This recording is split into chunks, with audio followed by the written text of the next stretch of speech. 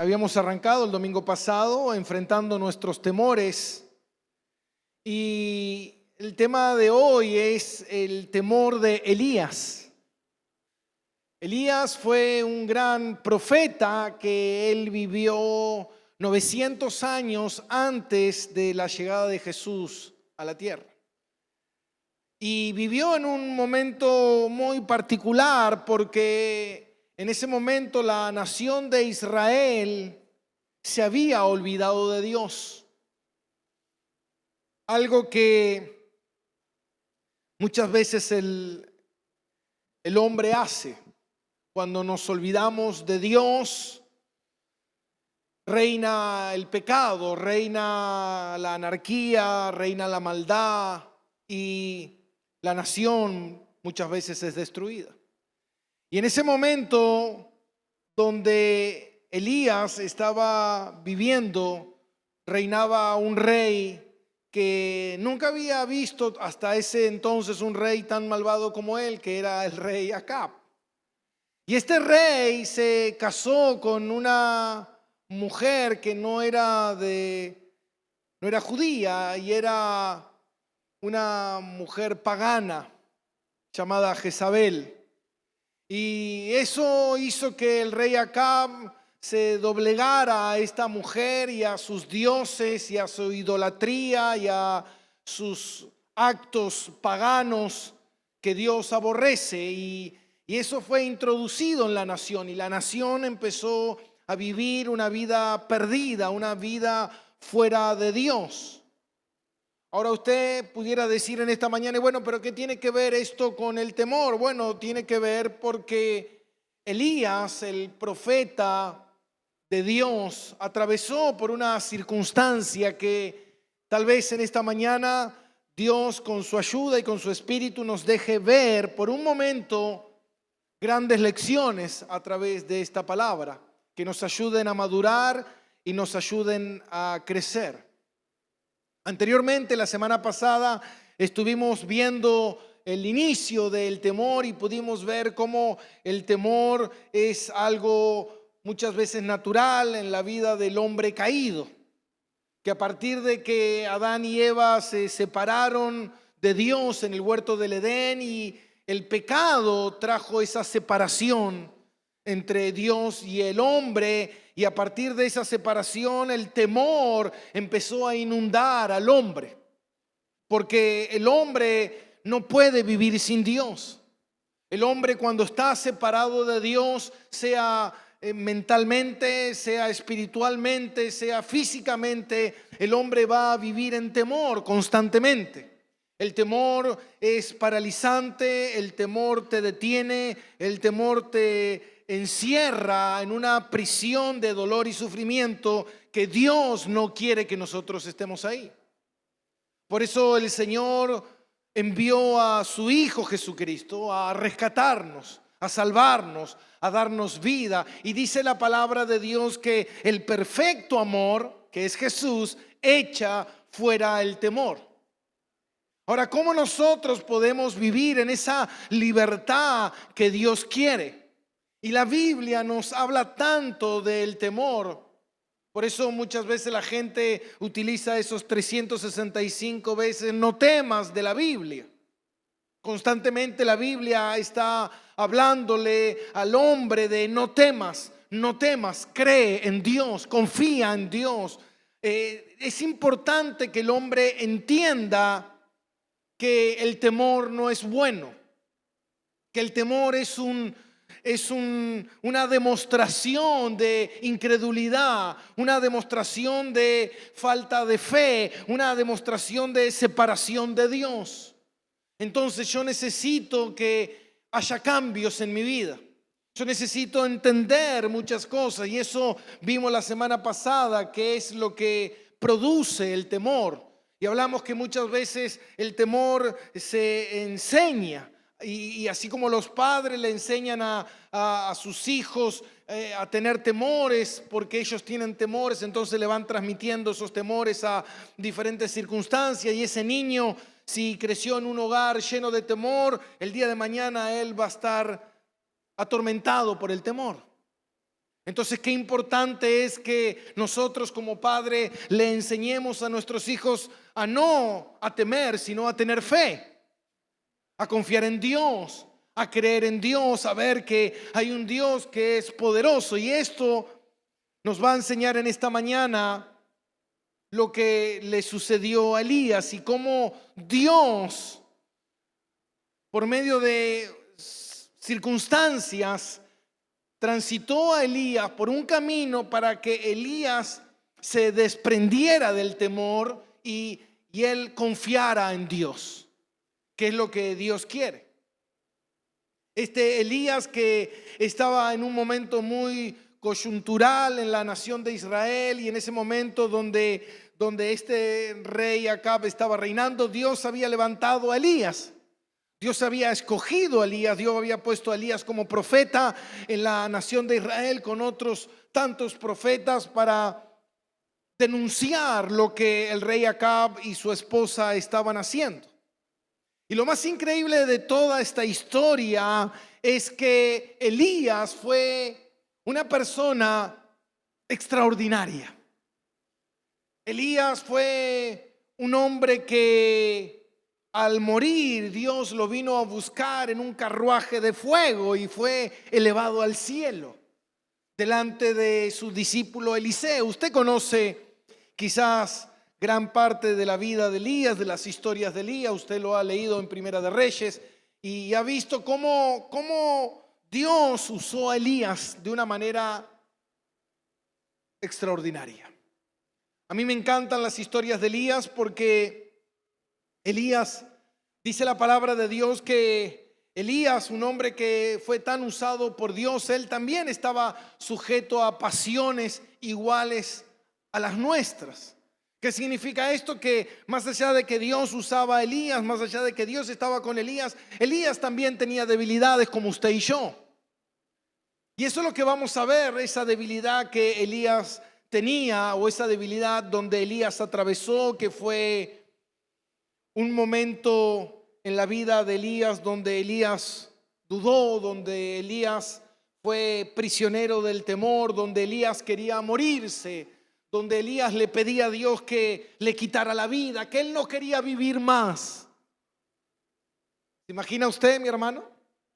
¿Se imagina usted el día que usted entre en gloria y esté delante de Dios y le diga, en ese momento usted pueda tener una conversación tal vez con Elías y le diga: ¿sabes qué, Elías? Yo en un momento de mi vida no quería vivir más, quería morir. La vida no tenía sentido, la vida era dolor, sufrimiento, tormento, encerrado en el temor, en la desesperación, y Elías reírse con usted y decir: yo también estuve en ese momento, yo también atravesé por ese momento oscuro de la vida, pero la única respuesta que usted va a recibir es: qué tonto que fui.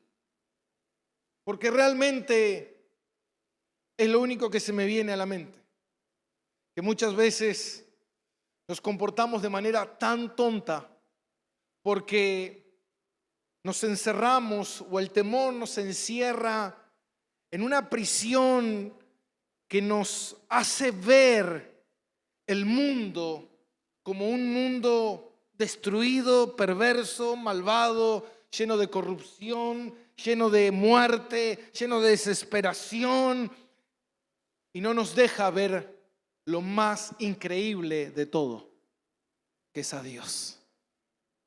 Eso es lo que hace el temor. El temor te enceguece y te quita el privilegio de poder disfrutar de lo que estás haciendo en esta vida, de entender que el universo entero, cada estrella que fue puesta en diferentes lugares. Usted sabe, mi hermano, que dicen los científicos que por cada grano de arena en el planeta Tierra existen 50 estrellas. ¡Wow! Pero cada estrella, hermano, no fueron puestas al azar, fueron puestas por Dios. exclusivamente. Y ese Dios que diseñó y planificó absolutamente todo, ese Dios planificó tu vida. Y en el vientre de tu madre Él te formaba tus lindos ojos, tu grandota nariz, tus orejas de Dumbo. Y Él estaba ahí formándote y diseñando todo para que tú nacieras y vivieras en esta vida para su gloria, para su honra. Y hoy de repente tú te encuentras prisionero del temor, viendo cómo la vida te está aplastando, cómo la vida no tiene sentido, cómo la vida no funciona. Y de repente, como Elías, Señor, quítame la vida. Y de alguna manera diciendo, Dios, tú te equivocaste. Tú estás cerrado. Tú no estás bien. Estas cosas no son como yo pensaba que tenían que ser. Y Elías dice que Dios llamó a Elías, y Elías fue un gran profeta. Un profeta que cuando dice que oró, la lluvia se detuvo por un año y no llovió sobre la tierra. Dice también que en ese momento Dios lo envió a vivir a un arroyo y enviaba cuervos. ¿Se imagina usted eso? Muchos de nosotros tenemos cuervos por ahí, pero bueno, no te traen comida. Estos cuervos le traían comida a Elías. Y dice que le traían carne a Elías y lo alimentaban. ¿Se imagina, mi hermano? En medio de una sequía, en medio de la devastación, Dios sosteniendo milagrosamente a este hombre. Y de repente Dios le dice a Elías que se levante y que se vaya a la ciudad de Sarepta, y ahí se encontraría con una viuda que estaba a punto de morir, una viuda que no tenía esperanza. Y de repente Elías ora y el milagro sucede. El aceite se empieza a multiplicar, la harina se empieza a multiplicar y cosas extraordinarias empiezan a pasar. Qué grande Elías, qué tremendo este hombre. Este hombre sí que esa es la vida que yo quiero. Yo quiero la vida de Elías, yo quiero ser como Elías.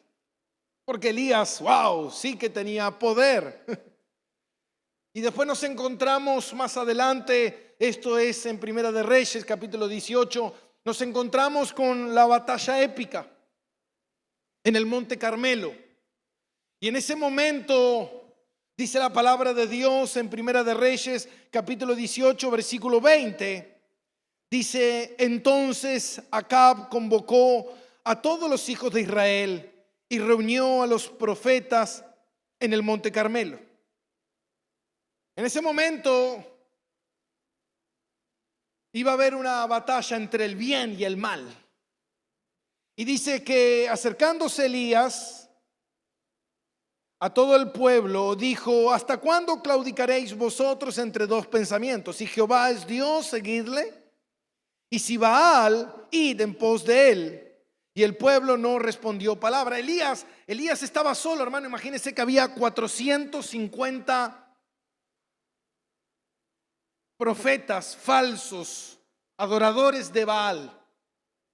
Y de repente estaba Elías solo.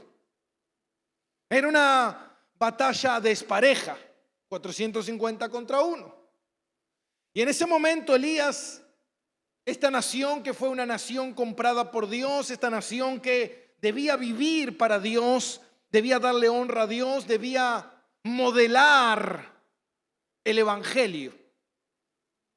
Algo que todo cristiano tiene que hacer. Amén.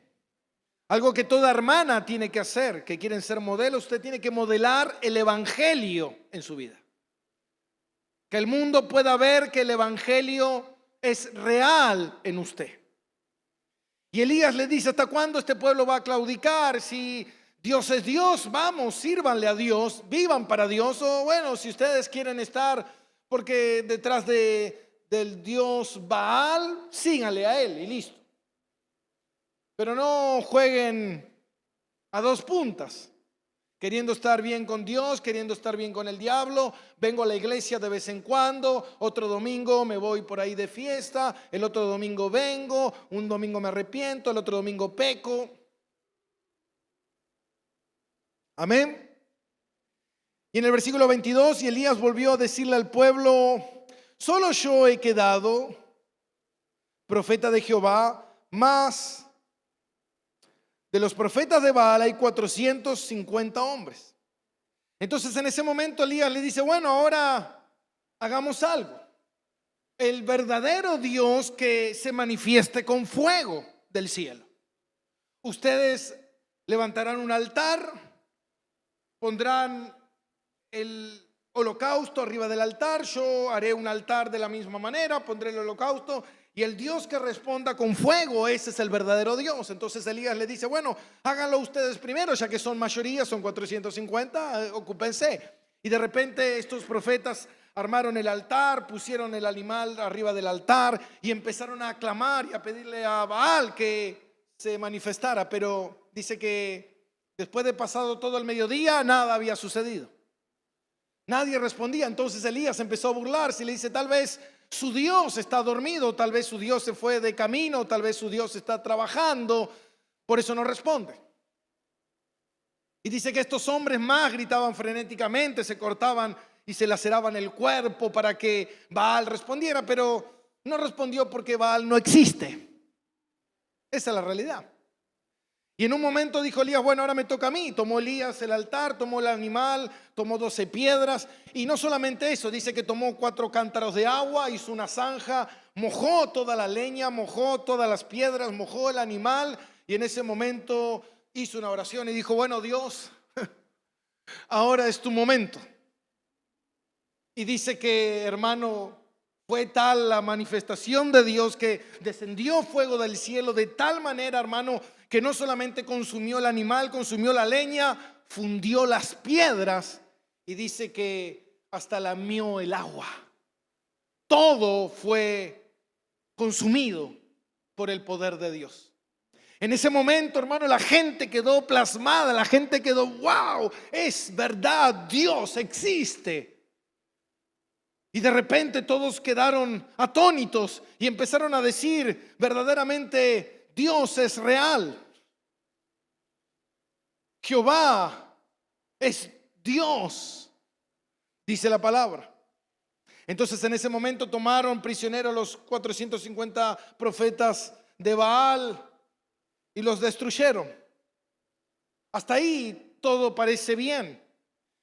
Incluso en ese momento Elías ora y Dios responde y dice que va a descender lluvia, una gran lluvia que va a traer terrible bendición sobre el pueblo. Y le dice Elías a Acab: agarra tu carro y vete porque la lluvia viene.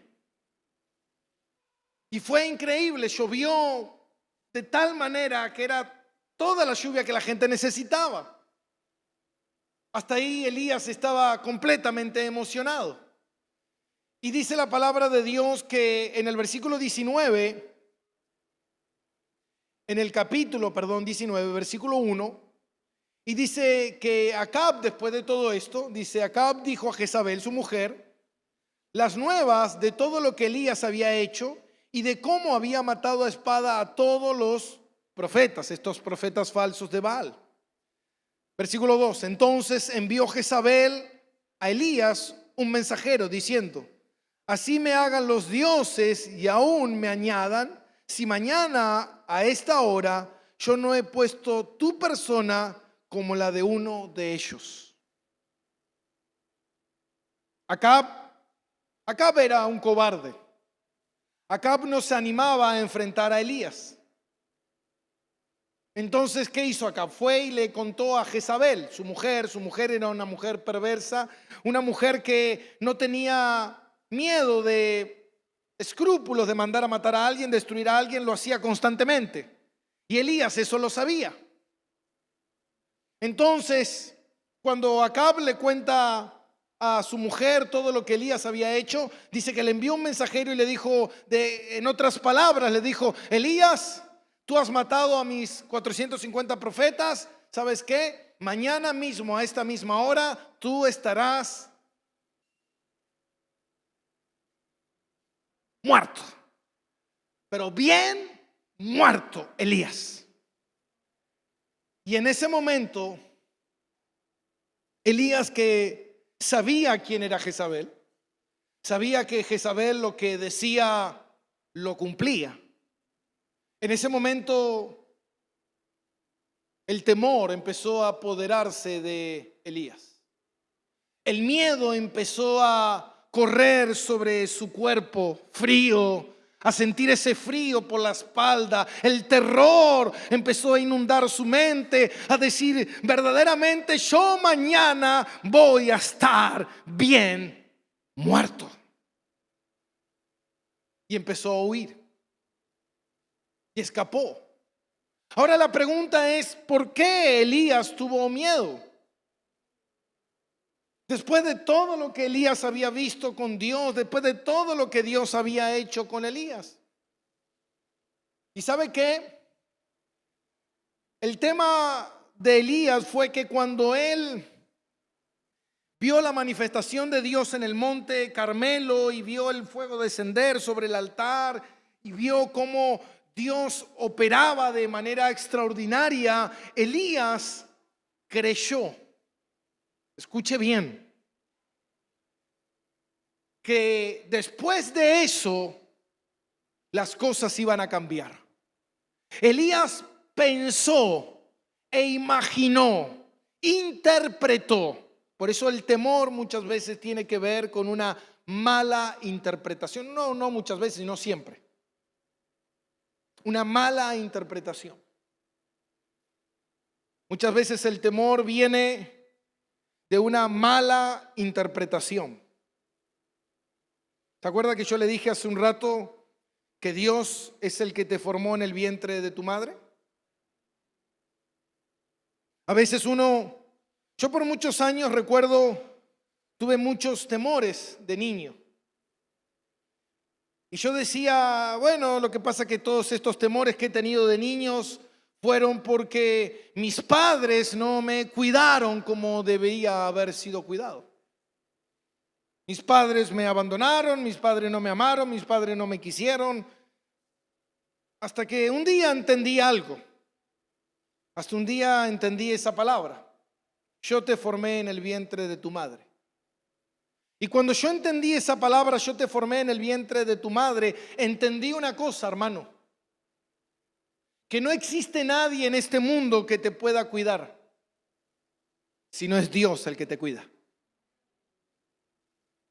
Que por más que usted, papá, mamá, se preocupe y usted esté afanoso queriendo proteger la vida de su hijo para que nadie le haga daño a su hijo, por más que usted lo quiera hacer, usted no lo va a poder evitar. No, lo que pasa es que si yo cuido a mi hijo, si yo lo cuido, él va a vivir, nadie lo va a matar, él no va a morir. ¿Usted se escucha? La Biblia dice que Dios estableció el día y la hora de su muerte. Pero ¿sabe qué, mi hermano? Si usted es tan buen padre y es tan atento y es tan protector, usted va a cuidar a su hijo y cuando la muerte venga, usted la va a ahuyentar a la muerte porque usted es tan buen padre.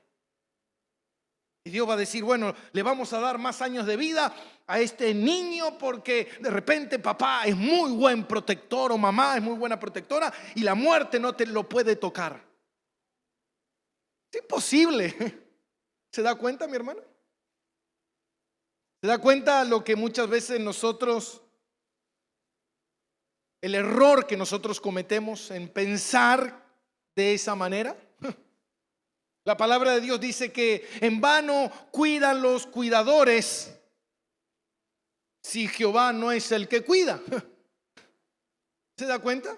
Dice, por más que te afanéis y quieras añadir una hora más de vida a tu vida, es imposible. Entonces, ¿qué quiero decir con esto?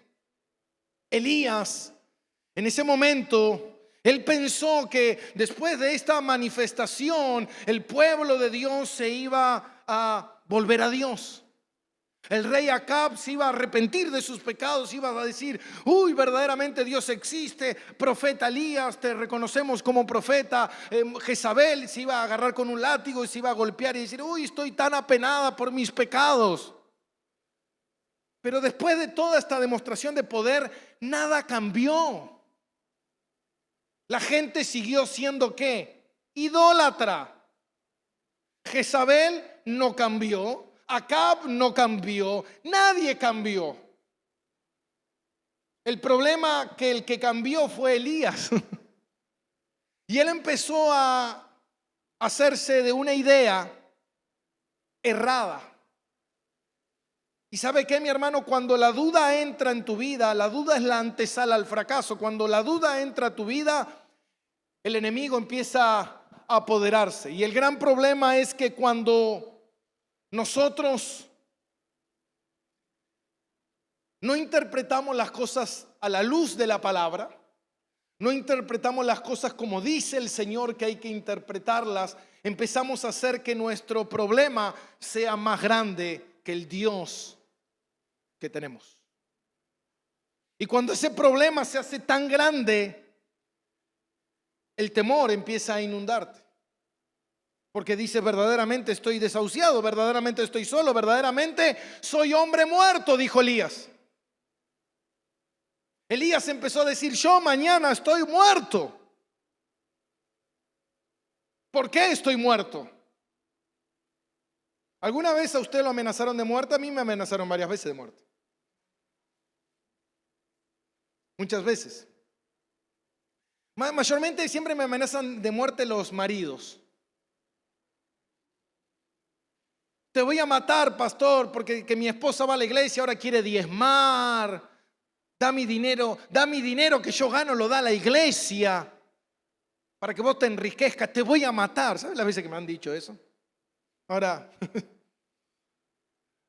porque lo digan no significa que lo hacen. Todavía sigo con vida acá. Ahora, cuando Jezabel le mandó ese mensajero, Elías creyó a el mensaje de Jezabel en vez de creerle al Dios que estaba con él. En vez de creerle al Dios que todo lo puede. Y en ese momento dice que el temor inundó el corazón de Elías y Elías huyó. Y dice que Elías se fue al desierto. Versículo 3. Y viendo pues el peligro, se levantó y se fue para salvar su vida. Viendo pues el peligro, se fue para salvar su vida. ¿Está acá conmigo? ¿Qué peligro? ¿Cuál era el peligro? Que un rey y todo su ejército y 53.000 millones de soldados te quieran matar. ¿Cuál es el peligro?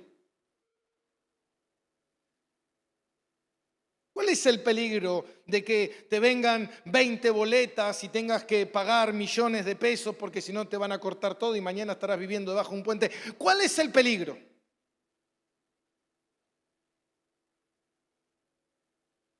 El problema no es lo que la persona dice, el problema es cómo yo interpreto lo que la persona dice.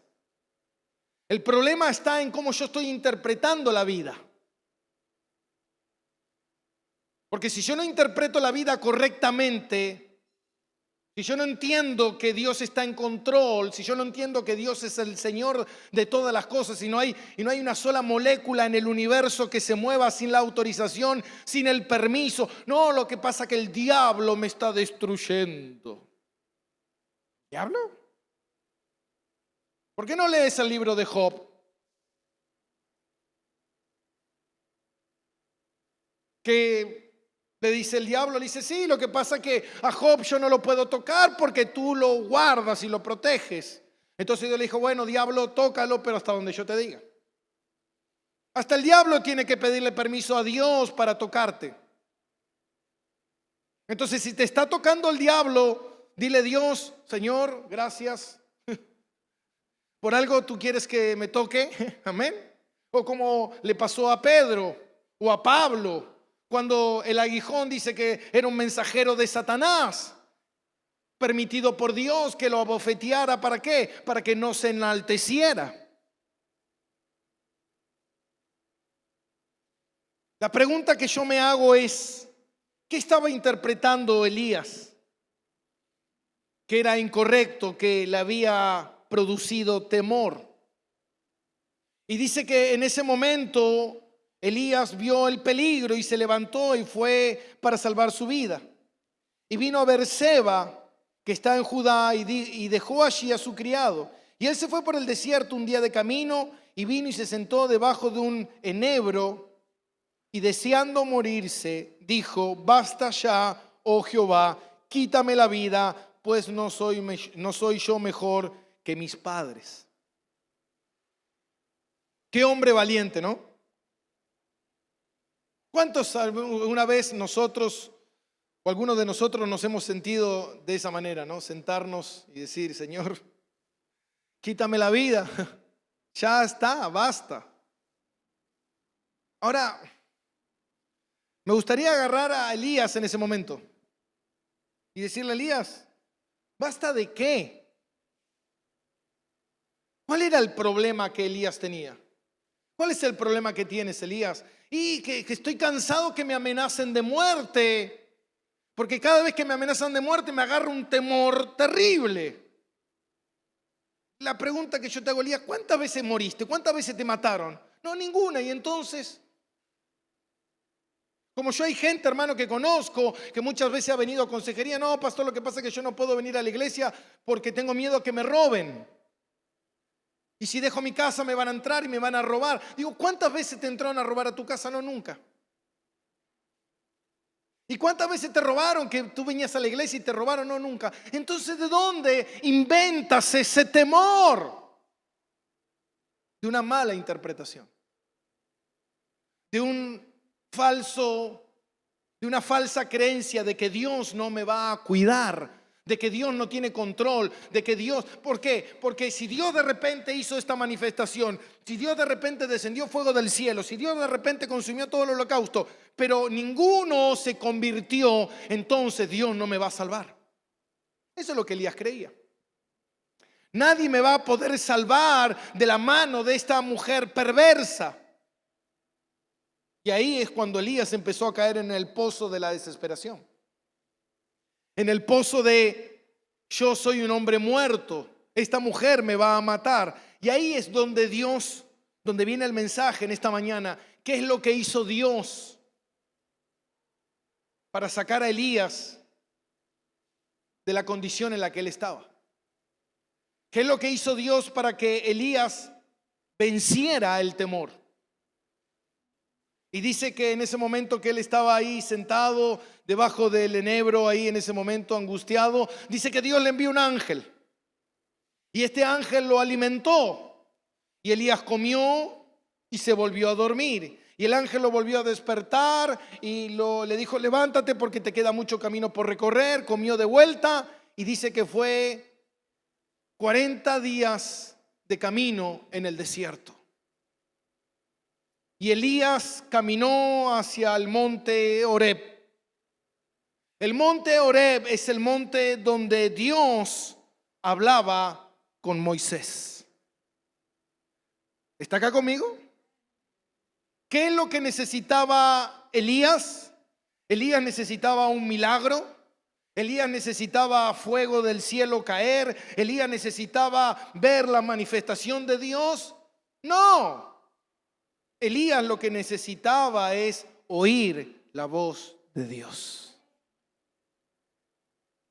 Yo necesito que esto cambie, yo necesito que Dios haga un milagro, yo necesito poder, yo necesito ejército, yo necesito dinero, Tú lo que necesitas es oír a Dios. Eso es lo que necesitas. Y Dios llevó a Elías 40 días de camino en el desierto. A un lugar donde Elías pudiera estar solo y Dios pudiera hablar con Elías. Y Elías pudiera entender algo,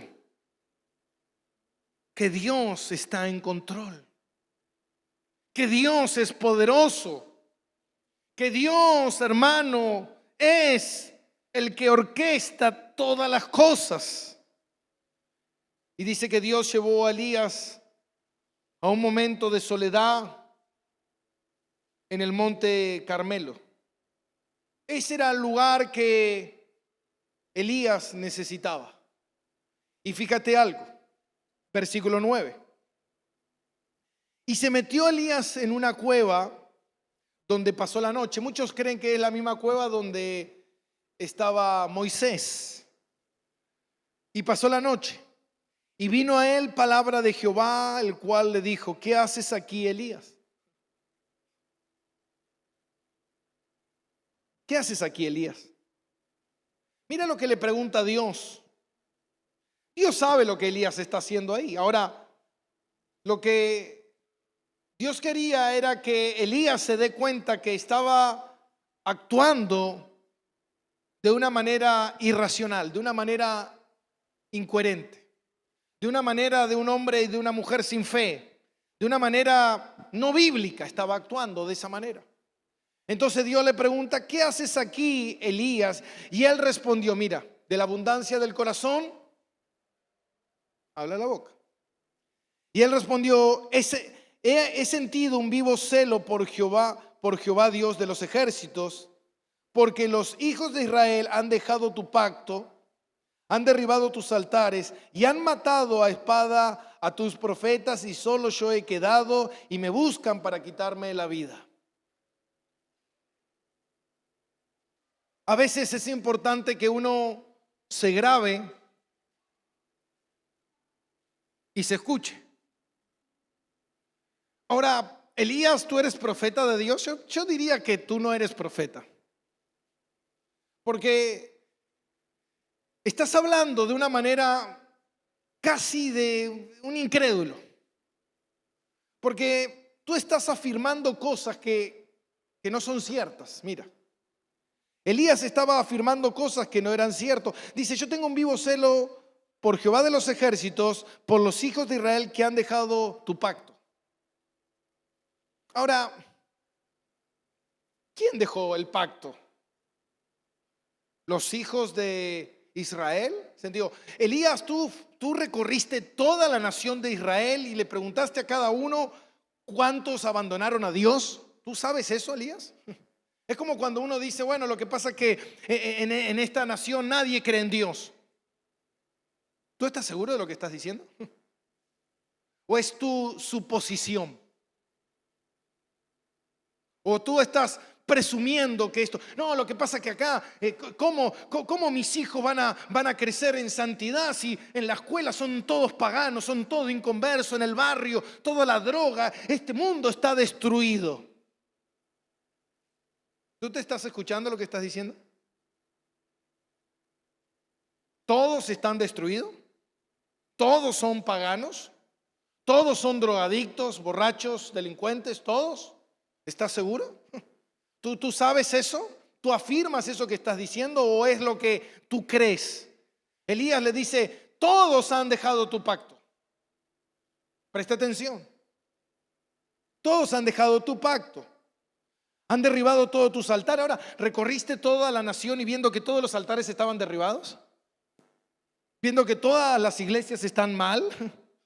¿Viendo que nadie predica la verdad? ¿Tú estás seguro de lo que estás diciendo? Y han matado a espada a todos tus profetas. A todos. ¿Estás seguro?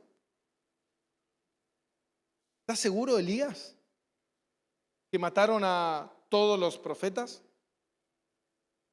¿O simplemente porque mataron a uno a la vuelta de tu casa tú ya estás diciendo que mataron a todos? ¿No se da cuenta que la gente es así, mi hermano? ¿Usted alguna vez escuchó: no, lo que pasa es que todos los pastores son todos chorros? Porque usted una vez vio en la tele que el pastor Jiménez, ¿se da cuenta? Hay 100.000 pastores, usted vio uno, ya ese es todos. ¿Se da cuenta? No, lo que pasa es que no se puede confiar, pastor. A mí me dicen mucho las mujeres solteras. No, lo que pasa es que no se puede confiar en los hombres. Todos los hombres son un desastre. Todos los hombres son un desastre. El otro día yo confrontaba a una mujer.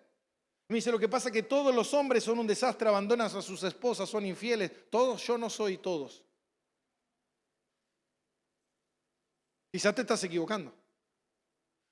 Casi todos. Ya estás cambiando. Ya ahora estás diciendo casi, antes eran todos. Y dentro de poco quizás, bueno, algunos. ¿Te das cuenta? Entonces se da cuenta, hermano, cómo nuestra mente va interactuando con la vida y cómo la mente va creando situaciones, y por eso es importante que usted venga los domingos a la iglesia.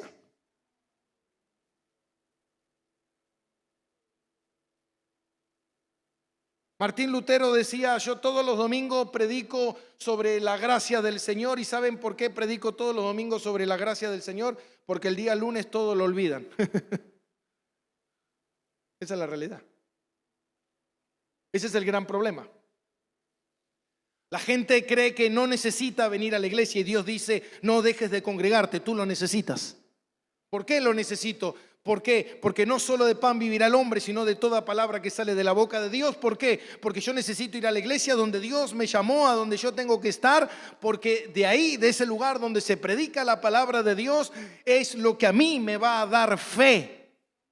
Porque la fe viene por el oír la palabra. Pero no es lo mismo que yo me quede en mi casa, escuche un mensaje, no es lo mismo.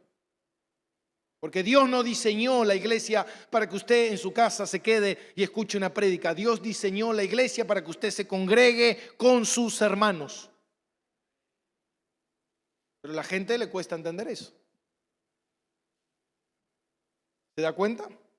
Entonces, Elías dice, han matado a todos a espadas y solo yo he quedado y me buscan para quitarme la vida. Sí, está bien que te busquen. ¿Cuál es el problema que te busquen? ¿Cuál es el problema, mi hermano? ¿Cuál es el problema de las amenazas? ¿Usted sabe que el diablo es un gran mentiroso? ¿Usted sabe que el diablo es un gran bufón, que él dice cosas que no son ciertas? Amén. Cuando usted está en su mente, en su casa, y de repente usted escuchó las noticias que de repente ahora a una persona le estaba doliendo la cabeza y descubrieron que esos dolores de cabeza tienen que ver con un tumor cerebral y las personas están muriendo por ese dolor de cabeza, y de repente a usted le duele la cabeza. Usted enseguida piensa decir, uy, me voy a morir. La mente empieza a crear patrones errados, equivocados. Nosotros solemos siempre pensar, yo le decía justamente el otro día a mi sobrino, de repente imagínate, tú estás en un lugar y tú ves allá en medio de la oscuridad, ves a un hombre anciano, grande, de repente abrazando a una niña. Tú lo primero que empiezas a decir, uy, qué hombre, qué pedófilo ese viejo. Ese hombre abusivo, mira, está con esa niña. No, ese hombre anciano que está ahí es su abuelo y está consolando a su nieta que está sufriendo. Pero mi mente, que es tan torcida, ¿se da cuenta? Nosotros de repente vemos al vecino de enfrente, que de repente el tipo andaba en una bicicleta, no tenía, pobre él, nunca laburo, y de repente la semana siguiente aparece con un 0 kilómetro. Nosotros primero empezamos a decir, ya está, este está vendiendo droga. A alguien le robó, a alguien estafó. Y de repente usted nunca va a pensar, y de repente un día habla con él y dice, no sabe lo que fue increíble, empecé a trabajar en una nueva empresa y la empresa me dijeron, bueno, te vamos a dar un vehículo para que tengas para moverte. Pero nosotros no creemos en esas cosas, nosotros siempre creemos en las cosas malas. Siempre creemos en las cosas torcidas. Siempre creemos en las cosas perversas. Como ese camionero que yo le contaba, que era súper celoso y un día se fue de su casa y dice, yo sé que mi esposa me engaña, yo sé que mi esposa me engaña, yo sé que me engaña.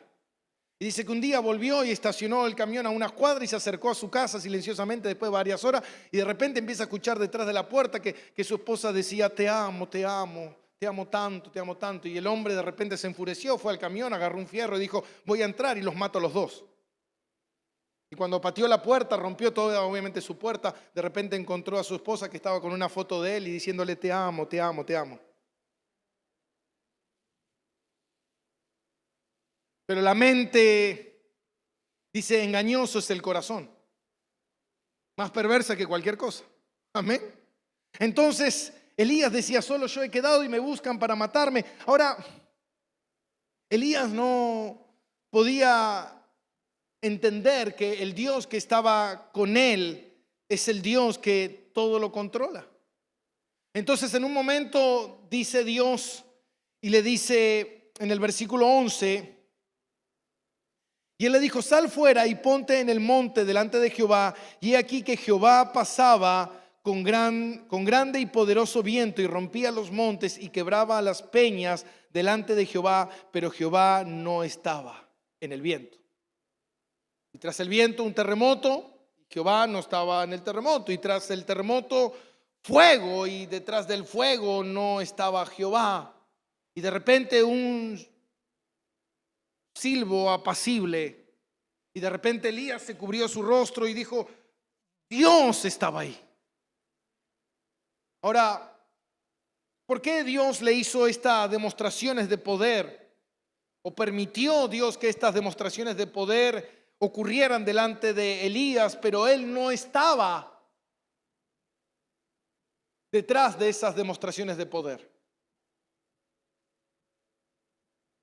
¿Y sabe por qué, mi hermano? Porque a veces nosotros creemos que las cosas van a ocurrir como nosotros creemos. Muchas veces nosotros pensamos que el poder, el fuego, el viento, el estruendo, las cosas majestuosas, si de repente en esta iglesia ocurrieran milagros, la gente vendría. Si de repente Dios me diera una palabra profética, mi familia se convertiría. Si de repente Dios hiciera un milagro en mi casa, mi esposo cambiaría. Y ahí está el error. El error que cometió Elías, que Elías creía que con esa demostración de poder y de fuego la gente se iba a convertir, y no. Porque lo que convierte a la gente no es los milagros. Jesús mismo dijo, aunque vean muertos resucitar, no creerán. Lo que convence el corazón del hombre es el espíritu apacible de Dios. ¿Y sabe lo que es el espíritu apacible de Dios? Algo que muchas veces nosotros ni siquiera podemos escuchar, ni siquiera podemos ver, pero el espíritu apacible de Dios, el silbido apacible de Dios, es cuando Dios decide hacer algo, mi hermano, en la vida y en el corazón de una persona. Dios lo hace, e incluso la persona quien está viviendo ese cambio ni siquiera a veces se da cuenta de lo que ocurrió. Ni siquiera lo sintió, ni siquiera lo escuchó, ni siquiera supo lo que está ocurriendo, pero de repente algo está ocurriendo en su corazón. Ese es el poder del Espíritu Santo. El poder del Espíritu Santo, hermano, es más poderoso que el viento, es más poderoso que el fuego, es más poderoso que todo lo que tú te puedas imaginar. Por eso Dios dice en Zacarías 4:6, no es con ejército, no es con poder, no es con fuerza, sino con mi espíritu. Mi espíritu. Elías tenía que aprender algo. Y algo que me gusta mucho de todo esto es que al final Dios le dice, mira Elías, tú dices que no hay más hombres, que todos murieron, que a todos están muertos, que a todos los mataron. Él tenía como una mentalidad catastrófica, ¿vio? Como que ya está, la vida no tiene más sentido, ya está, el diablo es el que gana, listo, todos nosotros somos destruidos. Y de repente Dios le dice, ¿sabes qué? Hay 7,000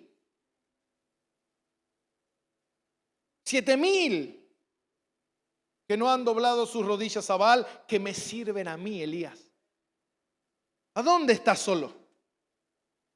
¿A dónde piensas que estás derrotado? Y eso es lo que me gusta porque ¿sabes qué? Mira, en Segunda de Reyes, capítulo 6, hay un suceso muy interesante y con esto termino.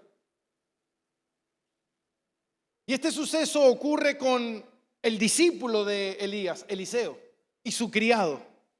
Y dice en el versículo 15, y dice, se levantó de mañana y salió el que servía al varón de Dios, y he aquí el ejército que tenía sitiada la ciudad con gente de a caballos y carros. Entonces su criado le dijo, oh Señor mío, ¿qué haremos? Versículo 16. Y él le dijo, ¿qué le dijo? Hasta ahí. ¿Qué le dijo? ¿Escuchó, mi hermano? ¿Qué dice la palabra? No tengas miedo, no tengas temor, no tengas temor. ¿Por qué no tengo que tener temor? ¿Por qué? Porque Dios está en control, porque Cristo murió en la cruz, porque Él venció todos los poderes de las tinieblas, porque no hay fuerza que pueda separarte del amor de Dios. Entonces de repente el criado de Eliseo se levanta una mañana y ve la ciudad completamente sitiada, lleno de ejércitos, lleno de gente a caballo, soldados, todos en busca de matarnos. Y va corriendo a Eliseo y le dice, Eliseo, estamos en el horno, nos van a matar. La ciudad está sitiada, todo el ejército, todos vinieron a matarnos. Entonces Eliseo le dice, no tengas miedo, Pau.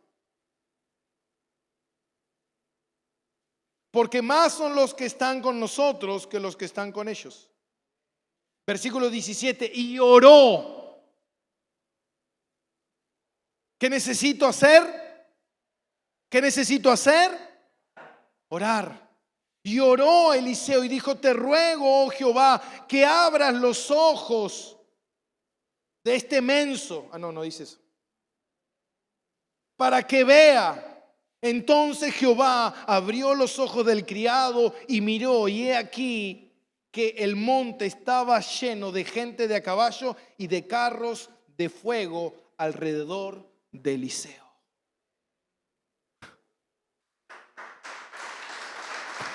¿Se da cuenta?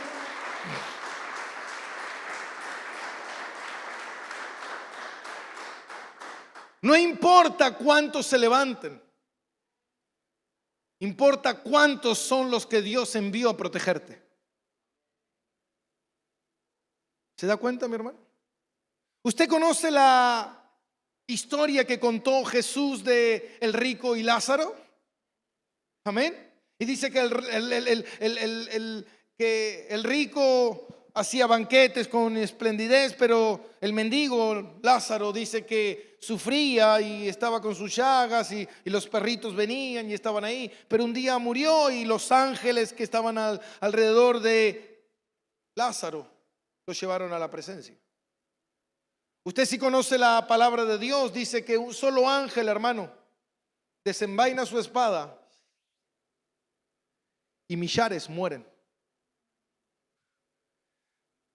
Y Dios dice, no solamente hay un ángel que te protege, el Espíritu Santo de Dios, la tercera persona de la Trinidad, reina en tu corazón. ¿A qué le tienes miedo? ¿A qué le temes? ¿Qué es lo que tienes miedo, Elías? Lo que pasa es que no hay más nadie. No, tú estás equivocado. Dios nunca perdió el control. Tú veías que de repente nadie se convertía y Dios te está diciendo hay 7,000 convertidos. Tú de repente ves que tu hijo, tu familia no cambia y Dios dice, se nota que no me conoces. Lo que pasa es que nada sucede, nada ocurre. La pregunta que yo te hago es, ¿tú le crees a lo que nada ocurre o le crees al Dios que hace de lo imposible cosas posibles? En un momento cuando el joven rico se fue y no siguió a Jesús, los discípulos vinieron y le dijeron, Señor, ¿quién puede ser salvo?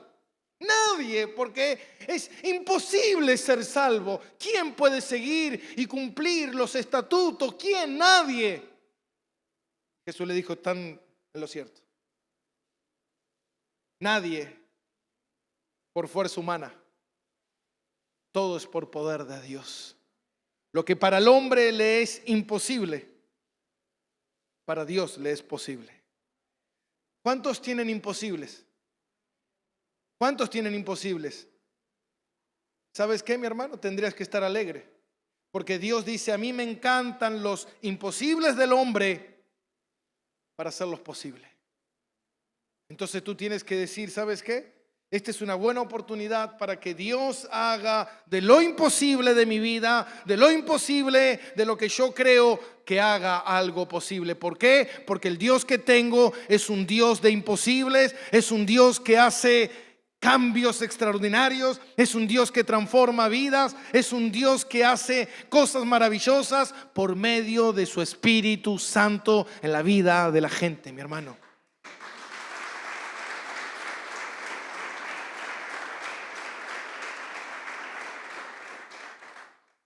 Para Dios, Jezabel no es nadie, mi hermano. Es su creación, imagínese. Dios hace así y te cierra el grifo del oxígeno, imagínate, así. Dios hace y se levanta el muerto. Ese es Dios. Dios dice, confía en mí. Las cosas no se harán como tú quieres, Elías. Las cosas se hacen como yo quiero que se hagan. Como yo quiero que se hagan, amén. Entonces tú tienes que entender que no es a tu manera, no es a tu forma, no es con tu poder, no es en tu tiempo, no es en tu manera, sino es a la manera de Dios, que Dios hace todas las cosas, amén. Entonces nosotros tenemos que confiar y creer en que Dios es el mismo Dios que nos llamó, es el mismo Dios que nos sostiene. Amén, iglesia. Vamos a orar.